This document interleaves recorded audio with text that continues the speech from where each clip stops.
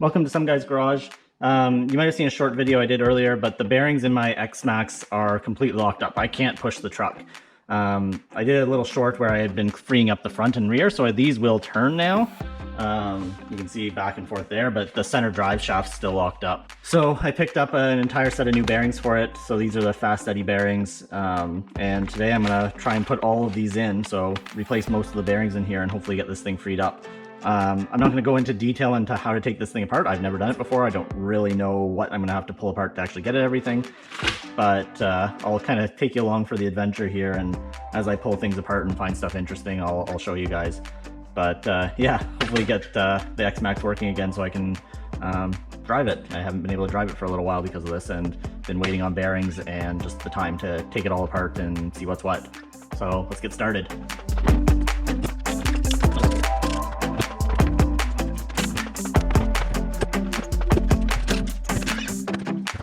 Okay, and with the wheels off, I'm going to pull the drive shafts, the front and rear bumpers next. I've been down this far before, so I've had these bearings out, the diff bearings and the wheel bearings. So I'm going to get all that torn apart, and then we'll see what's next after that.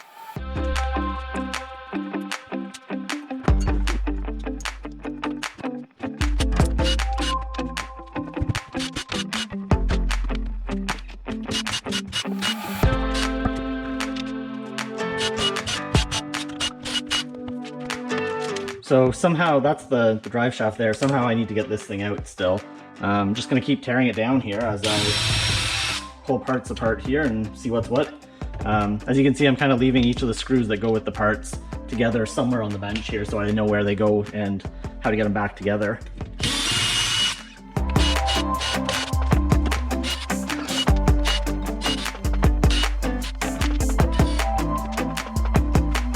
Okay, a bit more progress here. Kind of stopped filming just because I had to figure a bunch of this out. I have my ESC out, do have the motor out as well. Probably good to take most of this out anyway, just get it clean, and you can see how much gunk is down there in the bottom as well. Even spraying it all out as best I did, you know, there's still grass and dirt and other things here. So good chance to do a little bit more maintenance on it while it's all apart as well. But going to keep digging here. I think there's a way that you can get this halves separated. I haven't quite figured that out yet, but hopefully I'll somehow figure out how to separate the front and back from the center compartment and get the drive shaft out here. There we go. I wasn't too far off, but I did get the front and rear to separate here. I'm gonna have to undo the steering servo still, but just kind of a matter of lifting those up and getting them to separate. So I probably had to remove these here, the 4 screws here, and there were a couple more on the bottom as well, just kind of along the leading edges of this, although I think that was just for the battery tray potentially, and didn't need to be removed. So yeah, anyway, not too bad, but let me get that separated and then we'll see what's next here. Okay, we're apart and have the drive shaft out. So interesting, just a little spline shaft here. See a bit of rust in that end, and they fit down into the housing here. The front end's actually not locked up, so it is turning okay. I probably still will change out most of the bearings, but that's that side.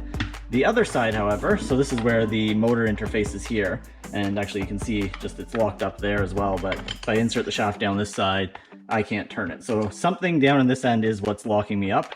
So what I'm going to end up doing here is I'm going to get this side all serviced and ready to go back together. That way this is all just sorted out, and then I can start pulling apart the front side as well, and hopefully keep everything, or sorry, this is the back side, but keep everything separated. Just while I'm in here, I decided to pop the servo out real quick. So you can see it's a 2085 Traxxas servo. I'm just going to clean it up while I'm here, but it doesn't need to come out for the rest of it, so it was just kind of in here like that. But yeah, that's where the servo is on these things, kind of buried underneath the chassis. So I'll clean that up and get that put back in. Okay, while I was in here, I pulled the top off the steering components here. So there's a small bearing there, there's a small bearing that sits here as well, and another small bearing that sits in the top there. So, and that's all held down by this. This bearing in particular is a little crunchy, so I'm going to change that one out, assuming I have one in the kit.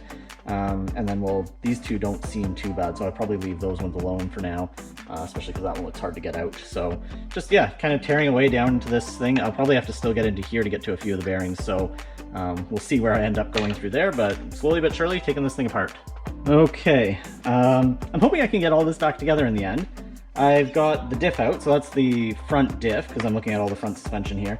and that's where the center drive shaft actually sits. So this part meshes with the gear here and turns that drive shaft. And these were the bearings I wanted to get to. These ones feel all right. It's probably in the back somewhere that I'm actually jammed up at this point. But I'm here anyway, and I have a whole new set of bearings, so I probably will change these out regardless, just because I have it apart here, and then get everything kind of greased back up and put together. It's worth noting I have been in here once. I've had these bearings off on either side of the diff. Those ones were definitely all grimy and weren't turning, and hence the grease in here is not the OEM grease. So the kind of beigey browny color grease is mine. It originally had some green grease in it.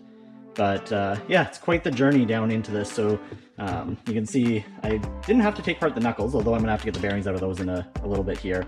But yeah, it's quite the assembly to take apart, and certainly more involved than I was thinking to get down into these. And I still have to do that on the other half here as well.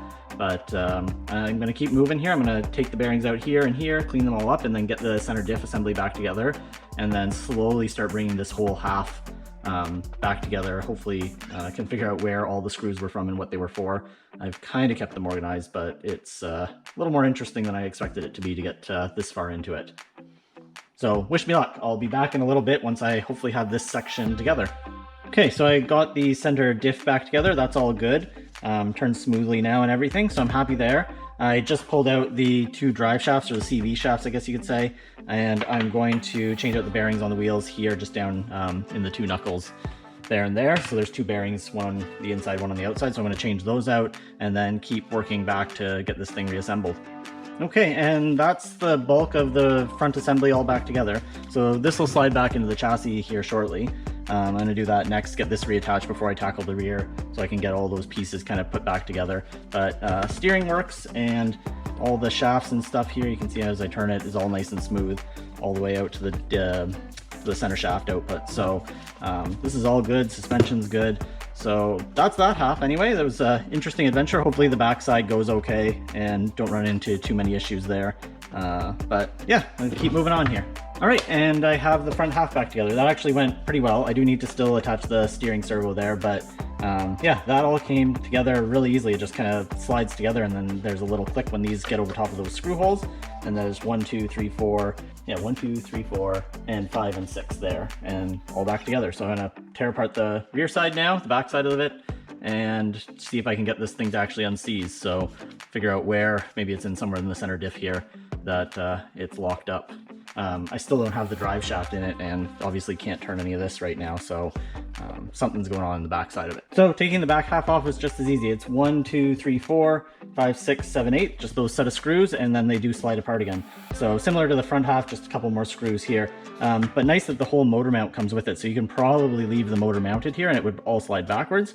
But anyway, we're gonna just kind of dig into this, and similar to what we did on the front end, and see where in this assembly that it's locked up. Didn't have to dig too far, but already found a couple bearings. This one still sort of turns here on the shaft there, but this one on the back here, which was here, is locked up, and you can see just how much gunk was in there.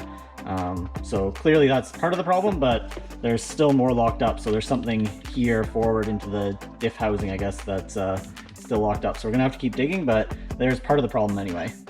All right, found the last problem. So that's the rear diff that sits kind of back here over there. This is the center diff here, so that's kind of sits in this slot here. And the pinion here that goes onto the rear diff is, that one's locked up. So that bearing is no more good, and that's what's jamming up the rest of the drivetrain. So you can see that bearing's all right, and that bearing's a little crunchy. I'm gonna change them all anyway because I have the whole kit to replace them, but yeah, that is the last one that is locking us up. So between that bearing and this bearing at the back here on the spur gear, pinion gear, spur gear, one of those two. Yeah, that's where our problems lie. So bit of an adventure to dig down to this level, but I guess now we're gonna just get all the bearings changed out, clean everything up as I build it back together, and hopefully then everything will be good to go once more. So I'll be back once I have this all cleaned up and back together. Okay, have the back end all together now, and as you can see, nice and smooth. So everything turns and is freed up. It was just those couple bearings, but having replaced and re-greased everything, even just the general drivetrain is a lot smoother than it was before. So I think we're good now. Just have to put the rest of it back together, join the halves, and then put all the electronics and skid plates and all that back on, and we're good to go. We'll give it a quick run. All right, and there we go. We're all back together. Short the wheels. I'll put the wheels on here in a minute, but overall went fairly well. Took a few hours though, just figuring out how to take all these components apart and actually getting the vehicle to separate and then digging down all the way into the diffs. So I guess going forward, I just need to be careful about running in mud apparently, because even though I cleaned it out very thoroughly, there was enough gunk that got in there and locked up the bearings. Hopefully this set of bearings is a little better quality potentially, and maybe the seals will work a little bit better so I don't have that issue. But yeah, that was quite the maintenance job. I've replaced pretty much all of the bearings in it now. Short a few of them. There's a couple other spots that I didn't touch that are working fine. But anyway, that's pretty much everything for today. I'm going to throw the tires on, take it for a quick little drive. It's getting fairly late here, so I can't really film outside. It's pretty dark. But if you have any questions, let me know in the comments below. If you aren't already subscribed, please consider it. And as always, thanks for watching.